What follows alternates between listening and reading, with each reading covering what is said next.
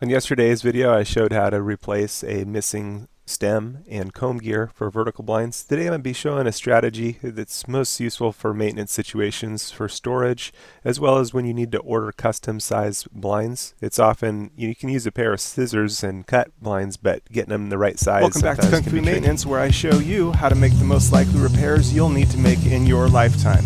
If you'd like to get the latest videos, subscribe and then hit the little bell icon Right at the subscribe button. and it'll notify you of any new videos when they're released for you. A little storage tip: when you're storing vertical blinds, you mount a box like this upside. My vertical blinds are custom size, so it's always kind of a pain. They're cut to 81. The regular size is 84. But so what I've done is mounted a good strong box here, and then what I do is order a couple sets of vertical blinds. And if you buy the blinds separate, they're $1 a piece. If you buy a set of blinds, it's about $30. Comes with about 30 slats. So it just makes sense for me to I'll order 2 sets at the same time. For strength during shipping, it's less likely that anything will get bent that way. Restock my box with 2 sets. And then I can save the head rail and the valance for repairs, as well as the mounting kits for other repairs. So it works out really good. Kind of about the best way I've found to do this. So here we go.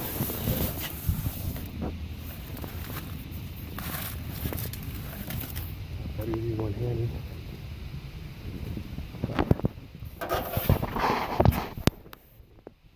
Get this started here, and what we want to do is match the curve of our deal. So this one got the curve side up. Bit of an adjustment. There we go. I want to make sure that I match what I've got going, because if they sit, anyway, they make these slats so thin anymore that they'll adopt whatever kind of way you set them. So this,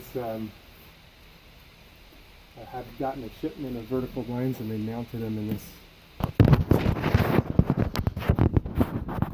strong box here, and they left the curve deal, so it just works out great. So I've got 2 sets, but now every time I need a slat, a couple slats or a few slats, I can just pull them out, and they're stored out of my way.